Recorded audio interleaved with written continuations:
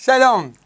Dans l'Haftarah cette semaine, tiré des 12, ce que nous avons le coutume d'appeler les 12 petits prophètes, et en l'occurrence tiré du livre de Micha, eh bien, cette prophétie énoncée par Micha s'adresse à la génération future, alors qu'elle fait effectivement un rapprochement en s'adressant aux pères et aux mères de la nation, d'écouter justement la dispute qui existe entre Akadosh Baruch Hu et le Ham Israël, et qui malheureusement parfois a tendance à oublier toute la miséricorde qu'a fait Akadosh Baruch Hu à son égard, et cependant, face justement à notre paracha de Bilam, paracha de Balak, eh bien, dans le futur, Bezrat Hashem très proche, Akadosh Baruch Hu retranchera toutes les formes d'idolâtrie qui, effectivement, eh bien, existent. Il n'y a plus d'Avodazar. Oh, bien fait. C'est une question très importante. Je me réfère au verset 12. Ve ikarti psilecha hu matzavotecha. Je vais, au bout du compte, retrancher toutes ces statues, toutes ces stèles que tu portes en toi. Velo tishtachave. Tu ne te prosterneras plus désormais les maaseh yedecha. Et je vais exploser menatashti asherecha mikirbecha veishmadeti arecha. Alors, on dit effectivement que la question de Solal sur la non-existence de l'idolâtrie. Et pourtant, on peut tout à fait se dire qu'il n'y a plus d'idolâtrie aujourd'hui. Eh bien, c'est profondément un sujet qu'il nous faut toujours nous remémorer. Sur le fait que l'idolâtrie, c'est donner force à toute réalité qui s'exclurait d'Akadosh Baruch Hu. En l'occurrence, vous avez deux formes essentielles d'idolâtrie, vont nous enseigner les Chachamim, notamment le Rav Nathan Eifshitz, qui est la colère et la recherche du gain. C'est exactement cela.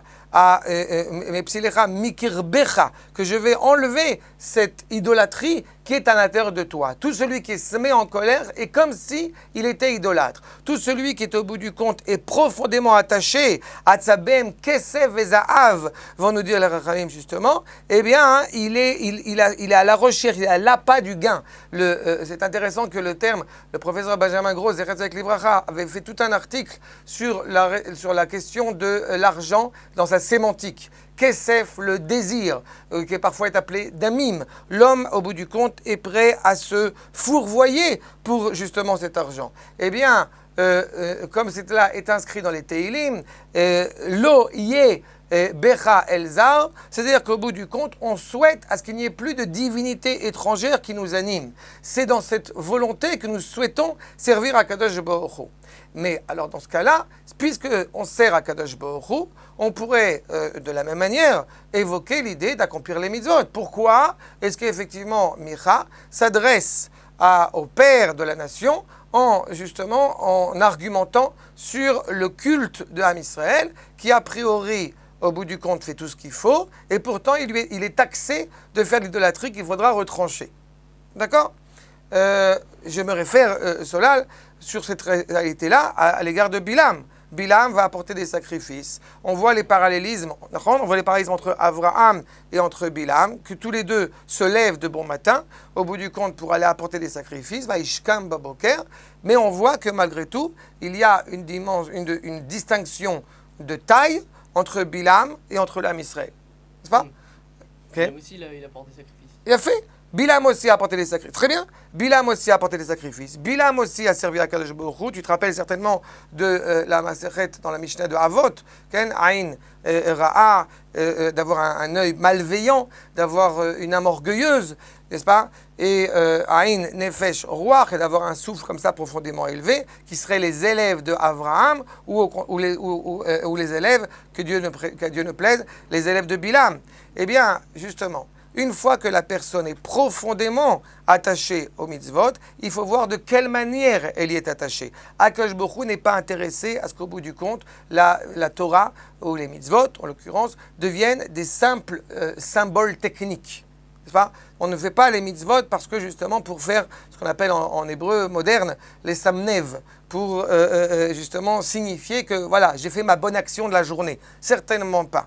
Ainsi, dans le verset 6, eh bien, dans notre Haftarah, Bema Akadem Hashem, etc. Igdamnu Baalot ou Beagalim Beneshana. On a apporté énormément de sacrifices. Nous dit au bout du compte le Navi, je ne veux pas de vos sacrifices. Pourquoi vous n'en voulez pas? Ayirtse Hashem be'alfei aelim berevavot nachale shemen.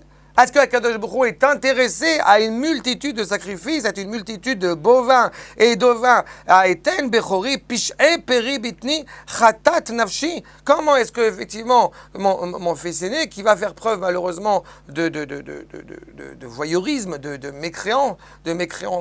mécréantitude, non c'est pas vrai. Il va faire preuve malheureusement pardon? Mécréance, eh bien au bout du compte, en tout cas de problématiques morales, et ne sert pas au bout du compte au mieux le projet divin. Eh bien la réponse, comme je l'ai dit un petit peu dans le titre de notre étude, eh bien la réponse tient en 3 points. Et c'est l'essentiel au bout du compte, c'est le résumé de la Torah. Toute la Torah tient justement sur ces 3 points essentiels. Et guide lecha Adam Matov, quand l'homme va réfléchir d'abord à cette volonté de vouloir faire le bien. Qu'est-ce que le bien? Et Uma Hashem Doresh Mimcha. Et quand l'homme, au bout du compte, réfléchit sur le sens profond du bien, il réfléchit par là même à ce que exige Akadosh Baruch Hu de lui. Et quelles sont cette exigence, au bout du compte, comme je dis, qui tient sur 3 piliers. Im Asot Mishpat, Ve'avat Chesed, Vatzina Lechet Im Elohecha. Première chose, de faire ce qui est juste. De faire justement quelque chose de cohérent. C'est-à-dire une société et une famille et une partie de la civilisation qui soit encore une fois cohérente. Ahavat chesed, la volonté d'être bienveillant, gratuitement, désintéressé à l'égard de l'autre. Et le 3e point sur lequel je vais m'attarder encore 2 minutes, sur la tsina, sur la tsniout. Malheureusement, parfois nous transformons la notion de pudeur en relation totalement extérieure, qui serait mesurée à coups de centimètres. Mais à la vérité, nous savons d'après nos maîtres que la pudeur commence d'abord à l'intérieur et se révèle à l'extérieur. Mais au-delà de ce problème, effectivement, d'aller de manière pudique, c'est un terme très difficile à traduire en français, la tsniout, parce qu'on lui donne un sens tout de suite de vêtement. Alors que la tsniout, c'est aussi un comportement, justement, marcher avec tsniout. Im Elohecha, avec ton Dieu, c'est parler, c'est se comporter, c'est s'habiller avec pudeur.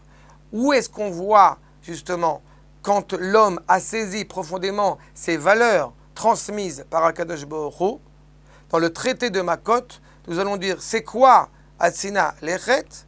Eh bien, le traité de Makot nous dit Achnasat Kala Valvayat Amet. Le fait d'aider, de parrainer un mariage pour un couple qui n'aurait pas les moyens de se marier et d'accompagner un mort, c'est-à-dire d'aller à l'enterrement.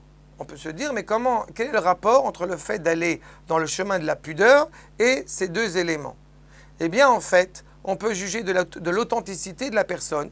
On peut voir à tel point cette personne est vraie et authentique dans son comportement, essentiellement à 2 moments dans sa vie. À ces 2 moments, justement, où il y a des moments d'exception, des moments de vérité, à la fois des moments qui sont profondément joyeux et à la fois des moments qui sont profondément tristes. Si l'homme, quand il est profondément joyeux, quand il s'est enivré un petit peu, eh bien, il perd cette crainte révérentielle envers Akadosh Baruch Hu, il perd ce rapport de bienveillance à l'égard d'autrui. C'est la preuve que, semble-t-il, ce n'est pas encore suffisamment enraciné en lui.